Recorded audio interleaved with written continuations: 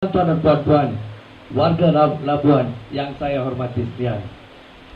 Selamat petang, salam sejahtera, Tachahau, Vanakkam, Kopi Bosian kepada semua. Ini kali pertama saya datang ke Labuan. Bukan kali pertama di Sabah, tapi kali pertama di Labuan. Saya datang hari ini untuk melihat dengan mata saya sendiri sama ada warga Labuan sedia untuk membuat perubahan. Sedia? Bagus. Sebab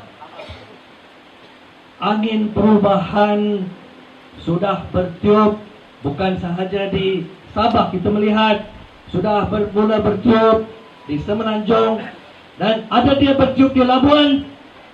Ada. Tuan-tuan, perubahan yang saya sebut tadi bukan sahaja kita tukar kerajaan negeri di Sabah. Sebab rakyat Sabah ini istimewa di Malaysia. Sebab rakyat Sabah sudah tukar kerajaan bukan sekali saja. Sudah tukar beberapa kali. Tapi kali sekarang kita bicara petang ini bukan sahaja perubahan di kerajaan negeri Sabah. Kita mesti bawa perubahan di peringkat Putrajaya. Dan kita mesti letak satu kerajaan baru di Putrajaya yang akan dipimpin oleh bakal Perdana Menteri kita. Siapa? Dato' Seri Anwar Ibrahim. Setuju? Boleh kita buat? Kenapa kita mesti buat, tuan-tuan? Ini akan penjelasan ringkas saja. Sebab kita ada pemimpin lain untuk berucap. Sebab apa kita mesti bawa perubahan? Sebab kita ada seorang isteri Perdana Menteri yang boleh makan angin di Australia, duduk dalam hotel mewah, bayar satu malam 20,000 ringgit Australia. Satu malam saja. Pergi shopping dalam 1 jam, dia boleh belanja duit 200,000 ringgit Australian dollar. Itu dia boleh belanja. Ada barang kemas atas tangan 1,8 juta ringgit. Dan you tahu cerita cincin lah, saya tak mau sebut. Berapa juta cincin itu? Berapa? 20 lebih juta ringgit. Duit ini dari mana-mana? Daripada rakyat. Itu dia kita mesti tukar. Dan ini bukan masalah isteri Perdana Menteri sahaja. Pemimpin UMNO Barisan Nasional Sabah pun ada macam itu. Saya bagi satu contoh. Ketua Menteri sendiri. Tuan-tuan, puan-puan, sekarang di negeri Switzerland sudah mula satu siasatan baru dibuka oleh Peguam Negara Switzerland. Attorney General of Switzerland sudah buka siasatan terhadap satu bank bernama UBS. Kenapa? Sebab ada 90 juta ringgit US dollar dalam akaun UBS yang dikatakan adalah duit haram, money laundering yang dibenarkan oleh bank itu. Sebab itu Peguam Negara Switzerland sudah mula siasatan. Apa kaitan dengan Labuan? Apa kaitan dengan Sabah? Sebab duit itu adalah duit usaha amal. 90 juta US dollar. Itu satu akaun saja. Macam mana di akaun lain? Credit Suisse, ada bank-bank lain. Ada bank di Hong Kong. Beratus-ratus juta ringgit duit rakyat Sabah. Dana Sabah ini sudah dimasukkan. Tapi malangnya, siapa yang sanggup siasat? Ini yang saya kecewa nyatakan. Kerajaan kita tak mau. Pemerintahan kita tak mau. Yang sanggup siasat negara asing di Switzerland. Begitu rupa di Perancis. Ada siasatan sekarang untuk menyiasat kes pembelian kapal selam Skopin. Bayar rasuah 500 sampai 700 juta ringgit. Sekarang berjalan di Skopin, tapi di Perancis. Tapi ini bukan duit rakyat Perancis yang dirasuahkan, duit kita. Dana negara kita dirasuahkan. Tapi kerajaan UMNO Barisan Nasional mau tutup cerita. tak benarkan cerita ini dibuka. Mereka sanggup. Sebab itu kita mesti tukar. Kita tidak ada pilihan. This is the time we must change. Dan apa perubahan kita akan bawa? Mereka kata macam Sarah Tian Chua kata tadi, mereka tuduh kalau Pakatan Rakyat memerintah, oh negara akan bankrupt. Ini bodoh. Kata bodoh. Tuduhan bodoh. Sebab apa? Senang saja kita jawab. Kita jemput mereka datang ke Selangor. Tengok macam mana Pakatan Rakyat sudah perintah Selangor, Pulau Pinang, Kedah, Kelantan.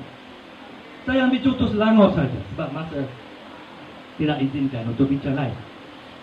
Bila kita ambil alih Selangor 2008, tuan-tuan, kita ada 400 juta reserve wang dalam apa ni, perbendaharaan negeri. 400 juta. Lepas 4 tahun tadi YB Azmin sebut sudah naik jadi 2.1 bilion, 2,100 juta. 400 sudah meningkat, sekarang reserve kita 2.1 bilion. Pada masa yang sama, belanja pun kita pun sudah naik.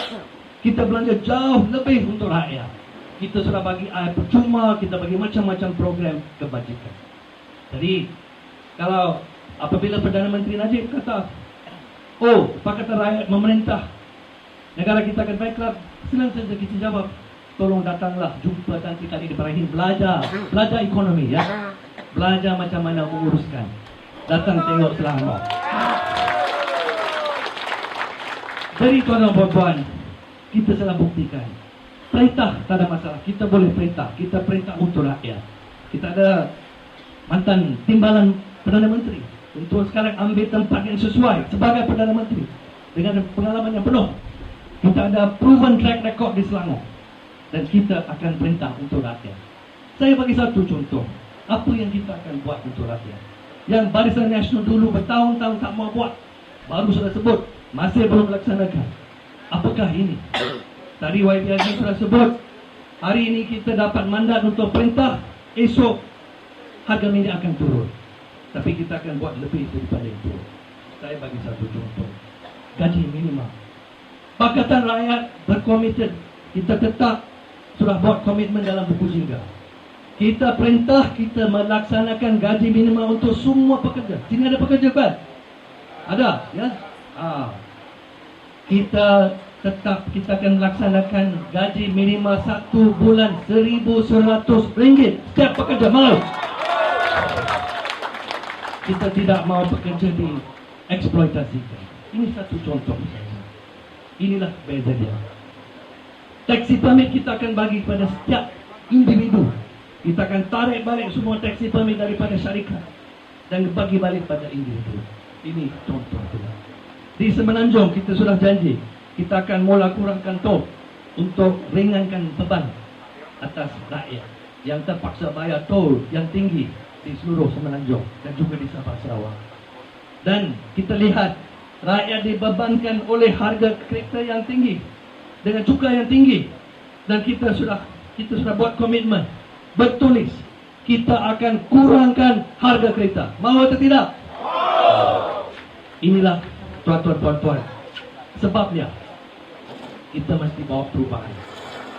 Kita mesti berhentikan rasuah yang sudah rampas duit rakyat, yang sudah kurangkan kebajikan rakyat.